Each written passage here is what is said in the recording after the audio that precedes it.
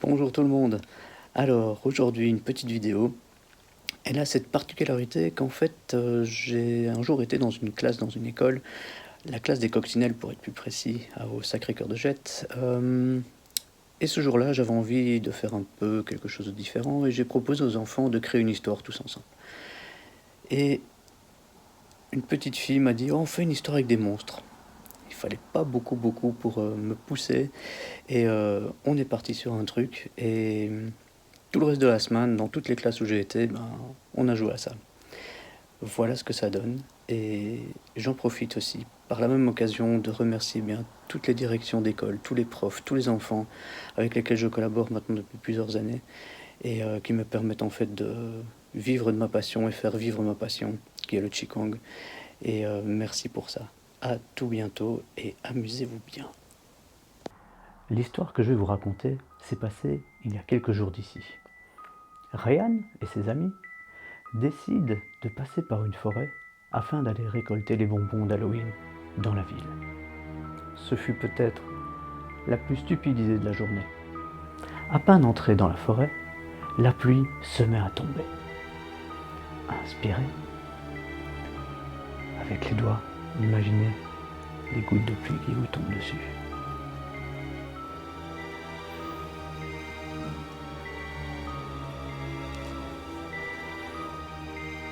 Et il pleut de plus en plus fort.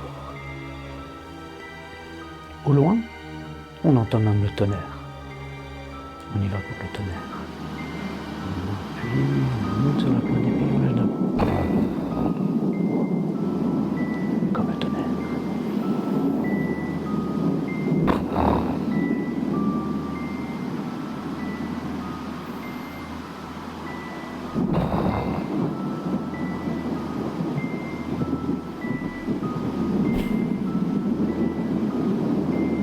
Et si en plus ça ne suffisait pas, un épais brouillard arrive et masque tout le paysage.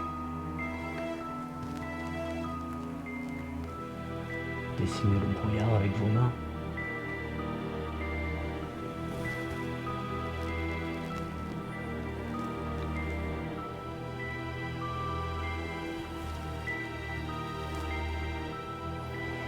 Les enfants n'étaient pas très rassurés de se retrouver dans une forêt où les éléments commençaient à se déchaîner contre eux. En plus, avec ce brouillard, eh bien, ils se perdent. La panique commence un peu à les gagner. Soudain, ils entendent des gémissements. Tous les enfants partent se cacher derrière les arbres. Allez-y, prenez la position de l'arbre et cachez-vous derrière.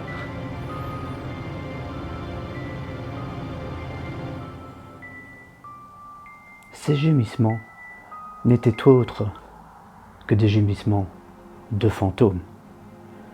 Allez-y pour les fantômes. On inspire et on expire.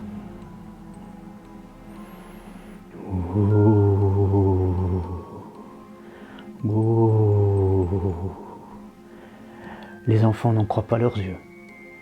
Et les fantômes, ne voyant pas les enfants cachés, continuent leur chemin. Il faut vraiment quitter cette forêt très vite, parce que c'est pas normal ce qui se passe. À un certain moment, une petite fille s'arrête et entend des bruits d'une petite bête, toute noire, avec des ailes.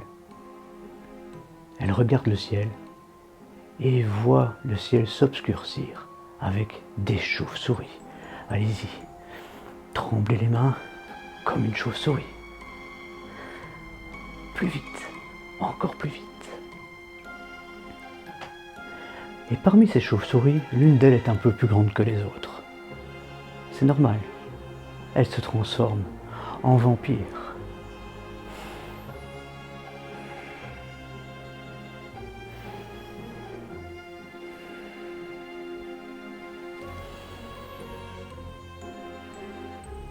Et faites la grande cape du vampire.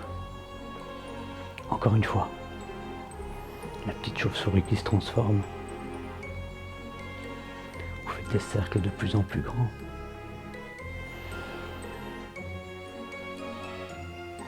Et on inspire, on monte la grande cape. Les enfants sont terrorisés. Le vampire s'approche d'eux. Mais tout d'un coup, il s'en va, dégoûté par l'odeur de l'ail sauvage sur lesquels se trouvaient les enfants. Les enfants, terrorisés par ce qu'ils venaient de voir, espèrent au plus vite trouver la sortie de cette forêt maléfique. Ils marchent et leurs pas les mènent juste devant l'entrée d'un cimetière. Et là, il se passe quelque chose d'étrange, juste sous leurs pieds. La terre se met à bouger. Elle bouge de plus en plus. Mais qu'est-ce qui se passe donc? Et ça bouge encore. Mais qu'est-ce donc cela?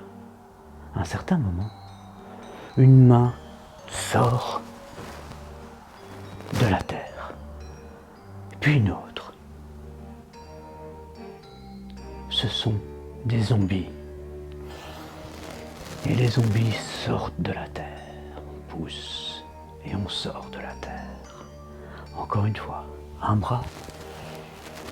Et expirer.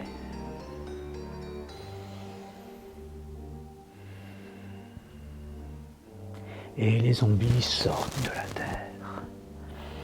On pousse et on sort complètement. Les enfants sont paniqués. Ils poussent la grosse grille du cimetière. On y va.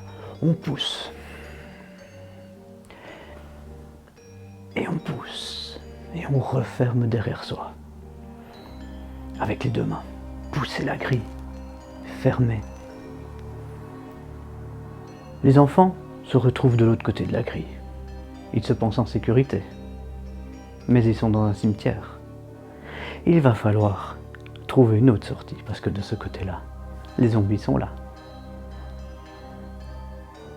Ils partent à la recherche d'une autre sortie à travers le cimetière. Les enfants marchent le plus calmement possible, parce qu'ils ne savent pas ce qui peut se passer dans ce cimetière. On va marcher tout doucement, le plus lentement possible, sans faire de bruit. Tout doucement. Surtout, ne faites rien craquer.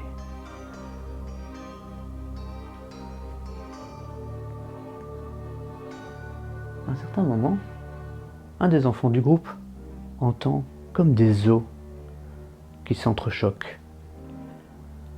Elle se retourne. Et là, hop, c'est pas possible. Encore des monstres. Toute une armée de squelettes était derrière eux. On y va pour les squelettes. On se frotte les os, les uns contre les autres. Et si vous pouvez vous claquer des dents en même temps.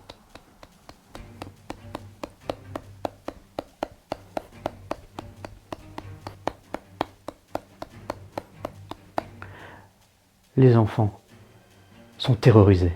Ils courent le plus vite possible pour quitter ce cimetière. On met les mains près de soi et on tape des pieds le plus vite possible. Le plus vite possible, de plus en plus vite. Encore. Et on court. On arrive devant une grille. On repousse la grille. Encore une fois.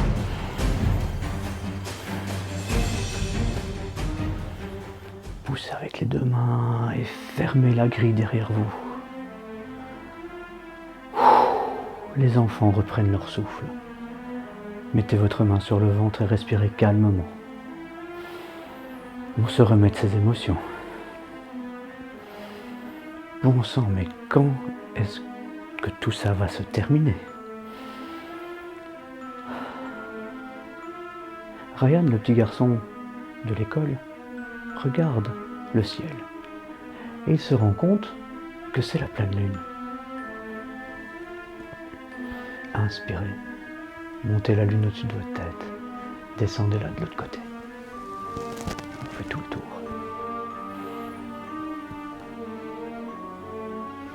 Et à votre avis, qui hurle les nuits de pleine lune? Le loup-garou, bien sûr. On croise les mains comme ça, donc on joint les doigts. On inspire.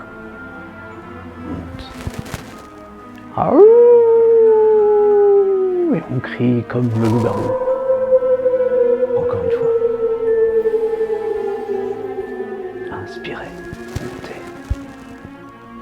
regarder la lune et... Ah,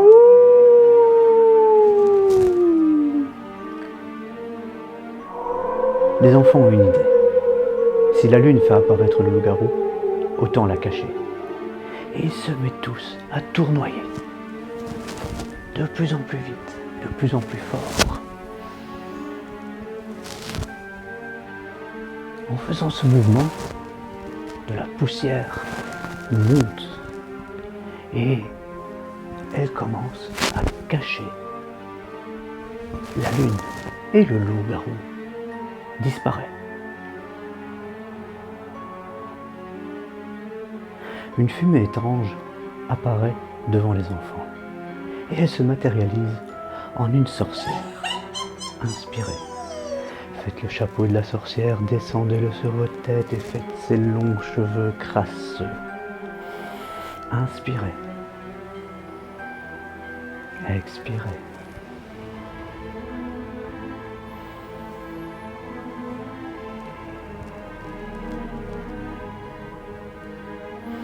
Vous pensiez pouvoir entrer dans ma forêt sans mon autorisation ? Eh bien maintenant vous allez rester ici à tout jamais.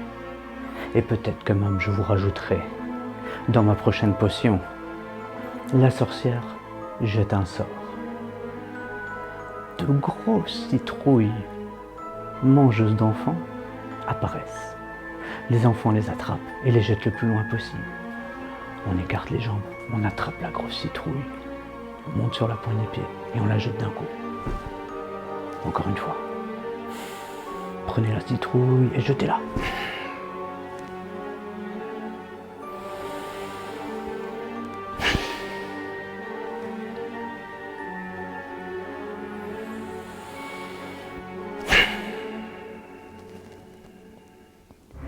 Le problème, c'est qu'il y en a de plus en plus. Les enfants sont entourés, ils sont pris au piège. Ils ne voient pas très bien comment ils vont pouvoir s'en sortir. Ryan, Ryan, lève-toi mon grand, il est l'heure. Tout ça n'était qu'un rêve, un cauchemar plutôt. Et il entend encore sa maman lui dire « Et n'oublie pas de mettre ton costume d'Halloween pour aller à l'école. »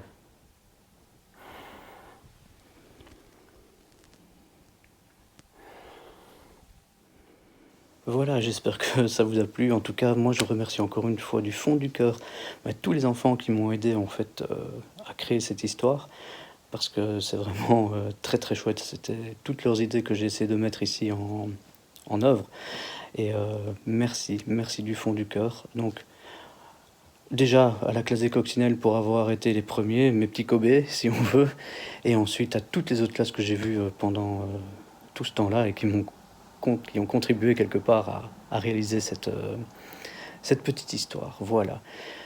Une fois encore, un tout grand merci à toutes les écoles de m'accueillir chez eux et à tout bientôt, j'espère. Ciao.